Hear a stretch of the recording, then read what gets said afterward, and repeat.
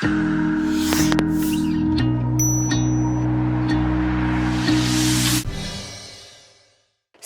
by Tata 407 mini truck. सन्तानको विश्वास आमा, आमाको विश्वास गरिमा, गरिमा विकास ब्याङ्क, एक्सेस टु अल।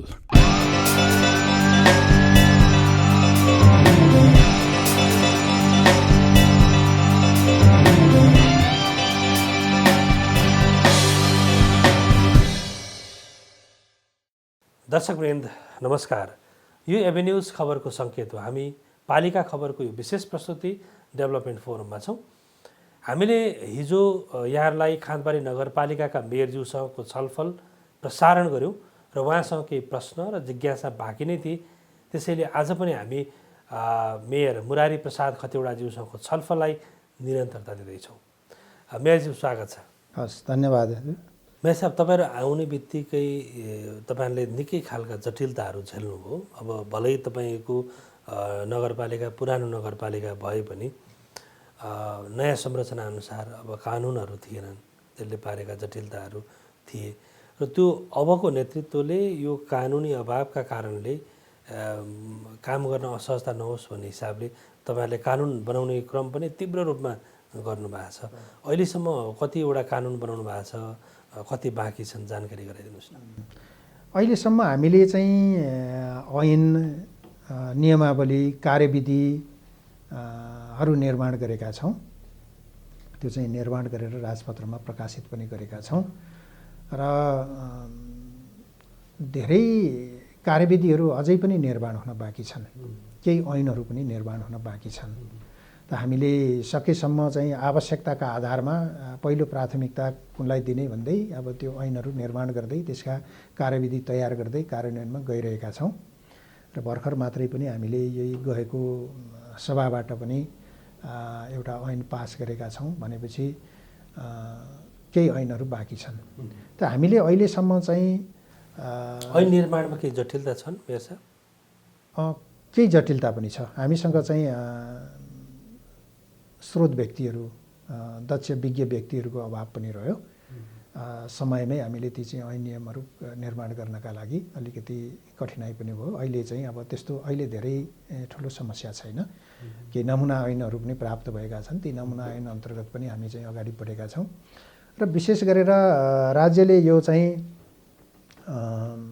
कानुनी सल्लाहकारको रूपमा काम गर्ने गरीको दरबन्दी दिएको छ, तर दरबन्दीमा कर्मचारी छैन। त्यो समस्या भएको कारणले हामीले चाहिँ धेरै तीव्रता दिन सकेनौँ त्यसलाई र अहिले हामीले चाहिँ बाहिरबाटै त्यो सल्लाह प्राप्त गरिरहेका छौँ। कर्मचारी नभए पनि त्यो हिसाबले चाहिँ काम भएको छ। अहिले 67वटा ऐन, कानुन र कार्यविधिहरू निर्माण भएका छन् र बाँकी केही निर्माणाधीन छन्। अब हामी चाँडै यो भदौको सुरुमै केही कार्यविधिहरू ड्राफ्ट भएका छन्। ती ड्राफ्ट भएका कार्यविधिहरू चाहिँ बैठकमा लगेर पास गर्ने त्यो प्रक्रियामा छौँ। मेयर साहब, तपाईँले सुरुदेखि नै भन्दै आउनुभएको एउटा कुरालाई जोड पनि दिइरहनु भएको छ। तपाईँ निर्वाचन अगाडिदेखि यो 4 वर्षको बिचमा तपाईँले धेरै महत्त्व दिएको भनेको यो आम नागरिकलाई सेवा प्रवाहको विषयमा तपाईँले धेरै जोड दिइरहनु भएको छ। हाम्रो छलफलका क्रममा पनि 3-4 पटकै भनिसक्नु भएको छ। तपाईँको मूल तपाईँहरूसँग अपेक्षा पनि यो सङ्घीयता आइसकेपछि सिंहदरबार गाउँ-गाउँमा, टोल-टोलमा भन्ने जुन खालको एउटा शब्द चर्चित पनि भयो, त्यो भनेको अर्थ त्यो सेवा र त्यो स्रोत चाहिँ गाउँमा पुगोस्, घरसम्म पुगोस् भन्ने थियो। त्यो सेवा प्रवाह गर्नका लागि खट्ने कर्मचारीहरूमा देखिने संस्कारका कारण आम जनताले झेलेका जटिलताहरू मेयर साहबलाई राम्रैसँग थाहा छ। विगतमा अहिले सुधार छ कि छैन? कर्मचारी र सेवाग्राहीको सम्बन्ध कस्तो छ अहिले? अहिले पनि हामीले प्रयत्न गरिरहेका छौँ, तैपनि सम्बन्ध त्यति राम्ररी सुध्रिन सकिरहेको अवस्था छैन। केही कर्मचारीहरूको चाहिँ अब प्रवृत्तिमा सुधार भएको छैन अहिले पनि र हामी निकै मेहनत गरिरहेछौँ सुधार गर्नका लागि र केही त सुधार भएको छ। तर यसमा चाहिँ यो कर्मचारीहरूको जुन मानसिकता छ त्यो मानसिकता यो केन्द्रबाटै अलिकति चाहिँ प्रभावित छ। जस्तो अधिकांश कर्मचारीहरू राजधानी बस्ने, मन्त्रालय बस्ने त्यो खालको चाहिँ जुन प्रवृत्ति थियो त्यो प्रवृत्तिले चाहिँ अब त्यहाँ अटाउन नसक्ने कर्मचारी मात्रै बाहिर जाने त्यो खालको स्थिति पैदा भयो। अलि काम गर्न दक्षता भएका, अलि सिप भएका योग्यतम कर्मचारीहरू सबै मन्त्रालयमा रहने अनि बाँकी चाहिँ अलि कम योग्यता भएका, कम सिप भएका मान्छेहरू मात्रै तल जाने भइसकेपछि हामीले त्यही खालको मात्रै सेवा प्राप्त गर्न सक्यौँ। त्यसलाई अलि अर्को पाटोबाट नै हेरौँ न मेयर साहब। एउटा चाहिँ क्षमता भएर पनि मन्त्रालयमा ठाउँ नपाउनेहरू पनि छन्, त्यही कर्मचारीभित्रै पनि क्षमता भएकाहरूले ठाउँ नपाउने, क्षमता नभएकाहरूले चाहिँ आफ्ना नजिकका नाता कता कता जोडेर पार्टी जोडेर मन्त्रालयमै प्रभुत्व जमाउने भयो भने त क्षमता भएका मान्छे त तपाईँहरूसम्म पनि आइपुग्ने रहेछन् नि त। अनि त्यहाँ पनि अप्ठ्यारो छ फेरि। अब क्षमता भएको मान्छेले त्यो सम्बन्धित ठाउँमा काम नपाइसकेपछि यहाँ आएर चाहिँ उसले धाउ फुकाएर मन फुकाएर काम गर्ने अवस्था पनि हुँदैन फेरि।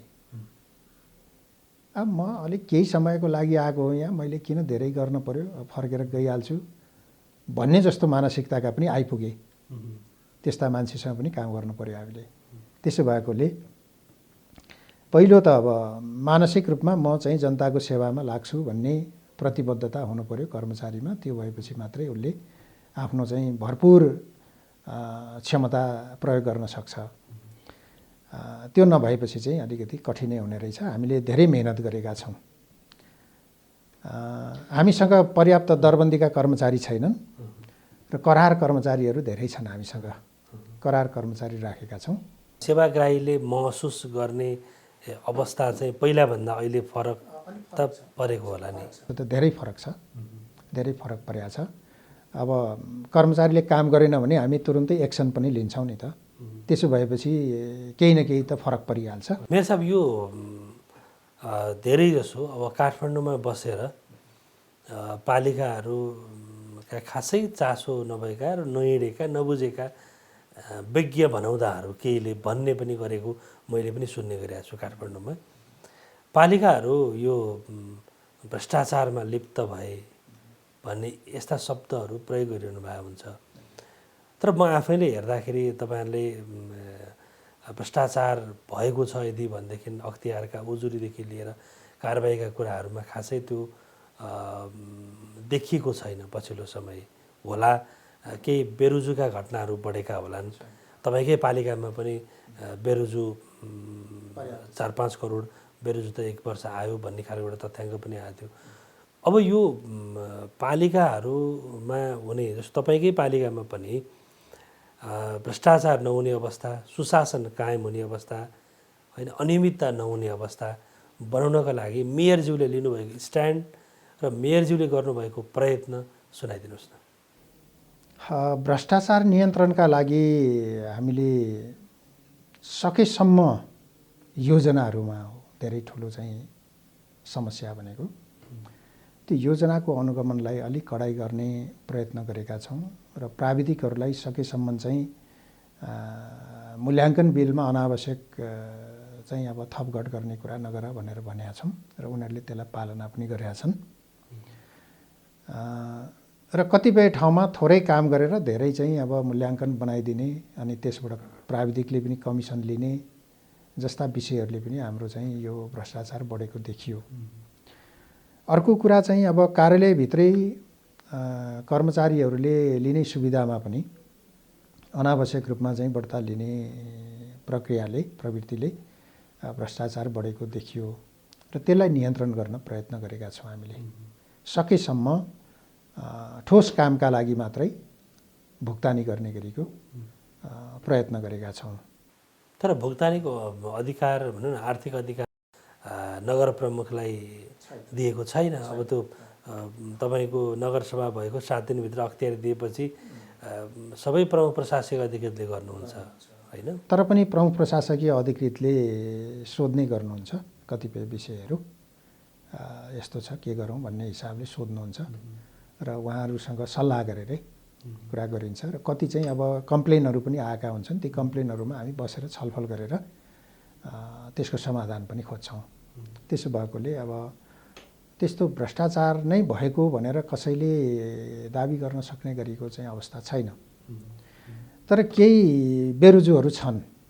त्यो बेरुजु भनेको भ्रष्टाचार होइन, त्यो चाहिँ नियमित गर्नुपर्ने विषयहरू छन्। मेयर साहब, म अन्तिमतिर पनि छु, समय पनि कम छ। यो सङ्घीयता आइसकेपछि तपाईँको पहिलो निर्वाचित स्थानीय सरकार र संविधानले 3 तहको सरकारको परिकल्पना गर्यो, सङ्घ, प्रदेश र स्थानीय। तर अधिकांश पालिका प्रमुखज्यूहरूको, उपप्रमुखज्यूहरूको गुनासो के आइरहन्छ भने यो संविधानमा उल्लेख भएको समन्वय, सहकार्य र सहअस्तित्वको सिद्धान्तले यी 3टा सरकार चल्छन् भनेका कुरा चाहिँ व्यवहारिक रूपमा चाहिँ लागू हुन सकेन भन्ने गुनासो आइरहँदा मेयर साहबको चाहिँ गुनासो छ कि छैन? गुनासो त मसँग पनि छ, तर गुनासो मात्रै समाधान होइन। भन्न मिल्ने गुनासो के छ सुनाउनुहोस्। प्रदेश सरकारले अलि समन्वय गर्नुपर्ने जति गर्न सकेको छैन।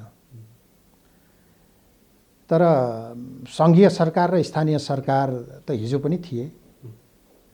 प्रदेश सरकार नितान्त नयाँ हो। भनेको प्रदेश सरकारले आफ्नो औचित्यता पुष्टि गर्न सकेन। प्रयत्नरत छ। तर अब नितान्त नयाँ संरचनाबाट सुरु भएको प्रदेश सरकारले अलि अपेक्षाकृत हामीले अपेक्षा ठुलो राख्यौँ वा उसले चाहिँ गर्न सकेन, त्यो आफ्नो ठाउँमा छ। तर अपेक्षाकृत हुन सकेका छैन। तपाईँको पालिका जति नै स्रोत नभएको प्रदेश सरकारसँग तपाईँ पालिकाहरूले अपेक्षा गर्नु पनि त निरर्थक होला नि त मेयर साहब, होइन? त्यस्तो त होइन। सङ्घीय सरकारले स्रोत त दिएकै छ नि। सङ्घीय सरकार मार्फत स्रोत प्राप्त भएको छ। हामीले उठाएको स्रोत पनि दिन्छौँ नि प्रदेश सरकारलाई, होइन? गिटी बालुवा ढुङ्गाबाट उठेको रोयल्टी, त्यसको रोयल्टी बुझाउँछौँ हामी। अरू रोयल्टीहरू जान्छन् भनेपछि त त्यो पनि स्रोत भएकै सरकार हो। सङ्घीय सरकारले स्रोत दिएको छ, तर पनि त्यसलाई चाहिँ उचित परिचालन गर्ने विषयमा समस्या भयो। गत वर्ष प्रदेश सरकारको बजेटमा उल्लेख भएका योजनाहरू, अब अरू प्रदेशमा के छ थाहा छैन, हाम्रो 1 नम्बर प्रदेशमा बजेट पारित भएको 2 महिना पछाडि होला 50% मात्रै बजेटको चाहिँ कार्यान्वयन गर्नु, त्यति मात्रै सुनिश्चितता हुन्छ है, त्योभन्दा माथि अहिले नगर्नु भनेर पत्राचार गरियो। हुँदाहुँदै 4 महिना पछाडि गएर केही योजनाहरू चाहिँ अब अहिले कार्यान्वयन नगर्नु भन्ने पत्राचार गरियो। त्यो खालको चाहिँ अनिश्चितता भयो। त्यसो भएकोले अलि हाम्रो अपेक्षाभन्दा फरक हिसाबले चल्यो प्रदेश भन्ने लागेको छ। र हामीले पनि प्रदेशको यति सहयोग प्राप्त हुन्छ भन्ने हिसाबले योजनाहरू चाहिँ छुट्याएका थियौँ। पछि प्रदेशको पैसा नआउने भएपछि हामीले त्यो योजना सम्पन्न गर्न सकेनौँ। त्यस्तो खालको स्थिति पनि भयो। त्यसैले अलिकति प्रदेशको क्रियाशीलता कम भएको हो कि उसको चाहिँ दूरदर्शिता अलिक कम भएको हो कि जस्तो देखिएको छ।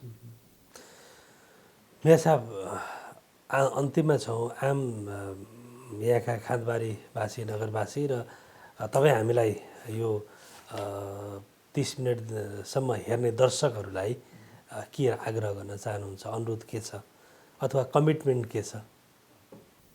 नगरपालिकाको प्रमुखको हैसियतले समग्र नगरवासीहरूलाई र अरू हामीबाट अपेक्षा गर्नुहुने सम्पूर्ण नागरिकहरूलाई म के आग्रह गर्न चाहन्छु भने यो 4 वर्षको अवधिमा हामीले जे जति प्रयत्न गऱ्यौँ त्यो अत्यन्त इमान्दारिताका साथ प्रयत्न गरेका छौँ।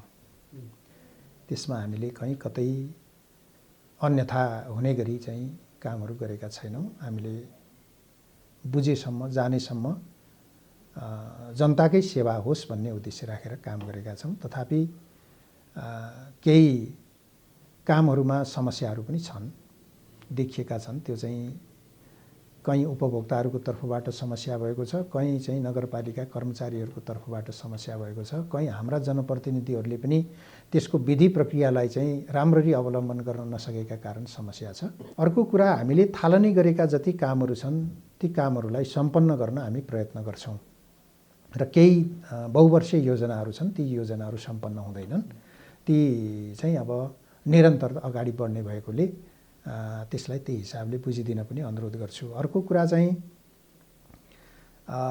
उत्पादनको क्षेत्रमा नै हामीले बढ्ता प्राथमिकता दिनुपर्छ भन्ने उद्देश्य राखेर कृषिको क्षेत्रमा जस्तो तरकारी उत्पादन, फलफुल उत्पादन, नगदे बालीहरूमा चाहिँ बेसार अदुवा जस्ता चाहिँ खुर्सानी जस्ता विषयहरूको चाहिँ उत्पादनमा हामीले अलिकति सपोर्ट गरेका छौँ, प्राथमिकता दिएका छौँ।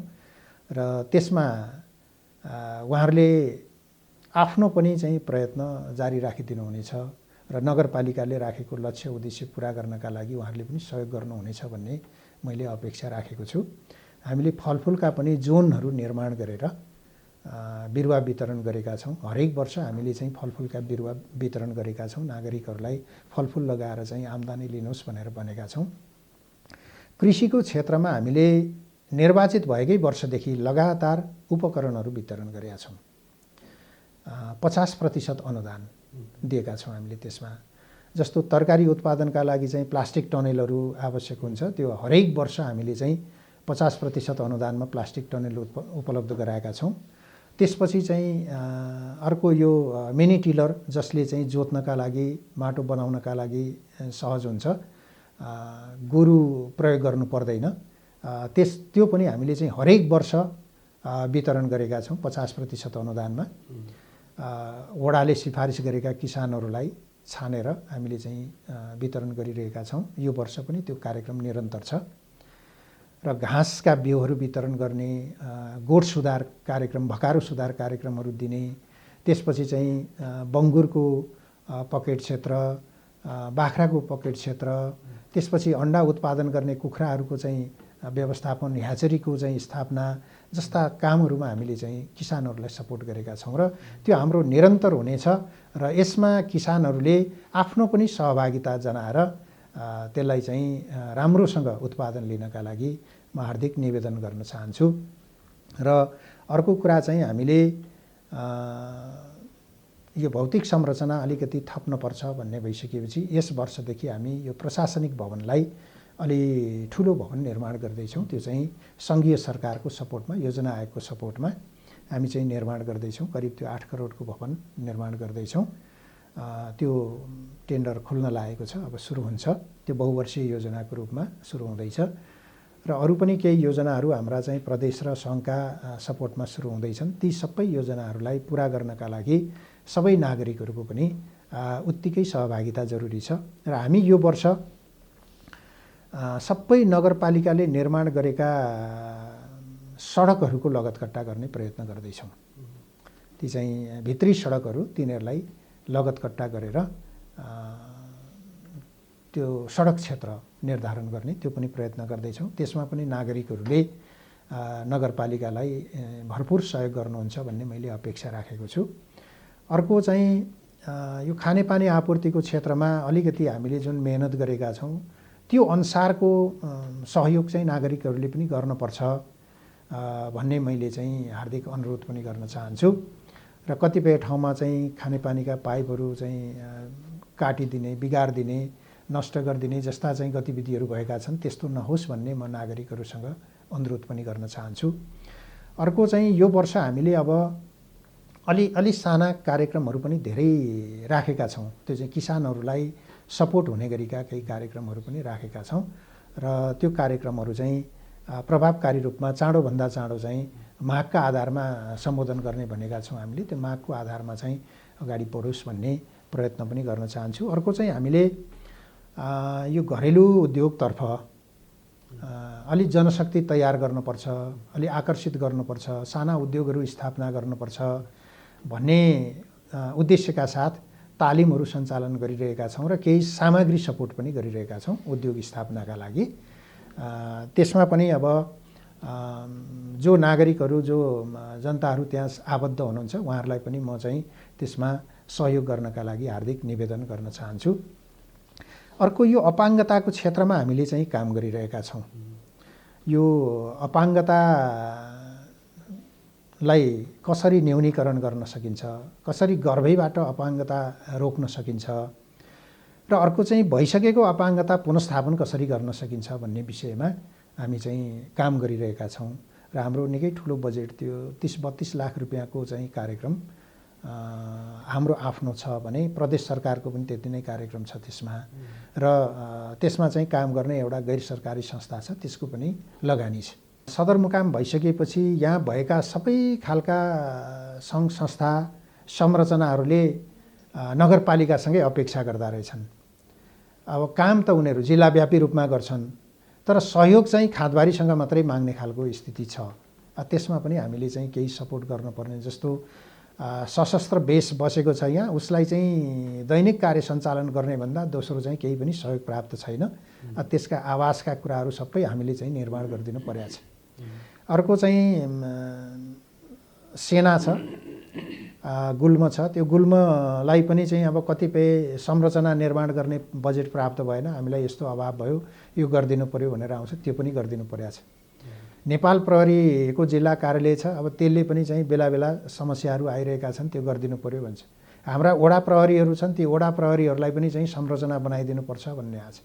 ती सबै चिजहरूमा हामी चाहिँ प्रयत्न गरिरहेका छौँ त्यो चाहिँ सपोर्ट गर्नका लागि। यसमा पनि नागरिकहरूले सघाउनु भएको छ र म फेरि पनि नागरिकहरूलाई त्यसमा सहयोग गर्नका लागि हार्दिक अनुरोध गर्न चाहन्छु। अर्को चाहिँ हामीले सबै वडाहरूमा चाहिँ प्रहरी बिट स्थापना गर्ने, प्रहरीको चाहिँ सुरक्षा पुर्याउने भन्ने उद्देश्यका साथ लागेका छौँ।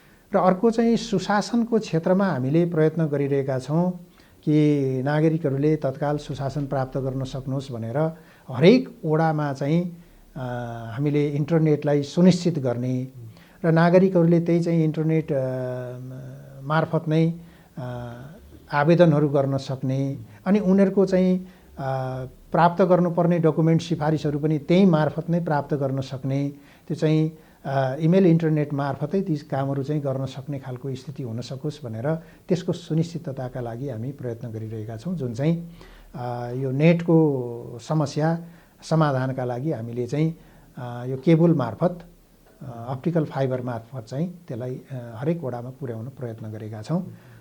त्यसले गर्दा अब नागरिकहरूले भोलि प्राप्त गर्नुपर्ने सेवा सुविधाहरू सहज प्राप्त गर्न सक्नुहुनेछ। र हामीले सबै स्वास्थ्य संस्थाहरू, वडा कार्यालय, स्कुल लगायतका चाहिँ कार्यालयहरूमा इन्टरनेट सुविधा चाहिँ उपलब्ध गराउन पर्छ भनेर हामी त्यो मेहनतमा लागेका छौँ नगरपालिकाको तर्फबाट। यदि त्यस्तो गर्न सक्यौँ भने सम्भवतः सबै नागरिकहरूले सेवा प्राप्त गर्न सक्नुहुन्छ। त्यो खालको हामीले चाहिँ गरेका छौँ र हामीले यो वर्ष अब कार्यान्वयन हुने गरी चाहिँ जम्मा 65,15,72,800 रुपियाँको बजेट निर्माण गरेका छौँ र त्यो मध्येमा चाहिँ आर्थिक विकासतर्फ 5.17% विनियोजन छ हाम्रो। सामाजिक विकासतर्फ चाहिँ अलिक ठुलो विनियोजन छ, त्यो चाहिँ 43.08% विनियोजन छ सामाजिक विकासमा। त्यसभित्र चाहिँ अब शिक्षा, स्वास्थ्य, यो चाहिँ सामाजिक सुरक्षा लगायतका सबै विषयहरू त्योभित्र पर्ने भएकोले त्यो अलिक ठुलो छ। र पूर्वाधारतर्फ हामीले 27.56% चाहिँ विनियोजन गरेका छौँ। र वन वातावरण र विपद व्यवस्थापनतिर चाहिँ हामीले 3.37% चाहिँ विनियोजन गरेका छौँ। अर्को सुशासन तथा संस्थागत विकासतर्फ चाहिँ 1.20% विनियोजन छ भने चालु खर्चतर्फ चाहिँ हाम्रो 18.91% खर्च छ, त्यो विनियोजन गरेका छौँ। र यसलाई व्यवस्थित गर्नका लागि हामीले केही कोषहरू पनि निर्माण गरेका छौँ। त्यो कोष चाहिँ हामीले अलिकति यो प्रकोप व्यवस्थापन कोष भनेर, यो चाहिँ कोरोनासँग सम्बन्धित विषय पनि भयो, बाढी पहिरोसँग सम्बन्धित विषय पनि भयो, ती सबै चिजहरूलाई प्रकोपलाई व्यवस्थापन गर्ने भनेर 1,50,00,000 चाहिँ कोष स्थापना गरेका छौँ। र अर्को मर्मत सम्भार कोष भनेर सडकहरूको चाहिँ मर्मत आदि, अरू भवनहरूको मर्मत आदि पर्छ, सिँचाइ लगायतका सबै कुराहरूको, त्यसमा 1 करोडको कोष स्थापना गरेका छौँ। अर्को समपूरक कोष सङ्घबाट, प्रदेशबाट वा अरू कुनै सङ्घ संस्थाहरूबाट चाहिँ आएको बजेटमा हामीले चाहिँ साझेदारी गर्नका लागि 2 करोडको चाहिँ समपूरक कोष स्थापना गरेका छौँ। र वन वातावरण संरक्षण कोष भनेर हामीले 20 लाखको कोष स्थापना गरेका छौँ। अर्को आकस्मिक कोष, कसैलाई चाहिँ जरुरी अब 5-10 हजार सहयोग गरिहाल्नुपर्छ, जस्तो नगरपालिकामा बेवारिसे लासहरू आउँछन्, होइन, मान्छेहरू चाहिँ बेवारिसे चाहिँ बिरामी पर्छ, उपचार गराउनुपर्छ, त्यस्तो बेलामा चाहिँ सहयोग गर्ने गरी भनेर हामीले 10 लाखको कोष स्थापना गरेका छौँ र हाम्रा चाहिँ स्थानीय तहका कर्मचारीहरूको पछि चाहिँ जागिर छोडेको बेला उनीहरूले प्राप्त गर्ने सुविधा के त भन्ने हिसाबले अहिलेदेखि नै हामीले चाहिँ एउटा कोष स्थापना गरेका छौँ, कर्मचारी कल्याण कोष भनेर। त्यसमा हरेक वर्ष हामी चाहिँ बजेट विनियोजन गरेर राख्छौँ र अहिले चाहिँ त्यसमा 20 लाख रुपियाँ स्थापना गरेका छौँ। यसका अतिरिक्त हामीले चाहिँ यो प्रधानमन्त्री रोजगार कार्यक्रम अन्तर्गत चाहिँ जुन कार्यक्रम गर्छौँ, त्यो कार्यक्रममा प्राप्त हुने बजेटलाई खर्च गर्दा कतिपय बेलामा चाहिँ दुर्घटनाहरू हुन्छन् र त्यो दुर्घटनामा चाहिँ उनीहरूको उपचार गर्न सकियोस्, सहजता हुन सकोस् भन्ने उद्देश्यले त्यो पनि कोष स्थापना गरेका छौँ हामीले।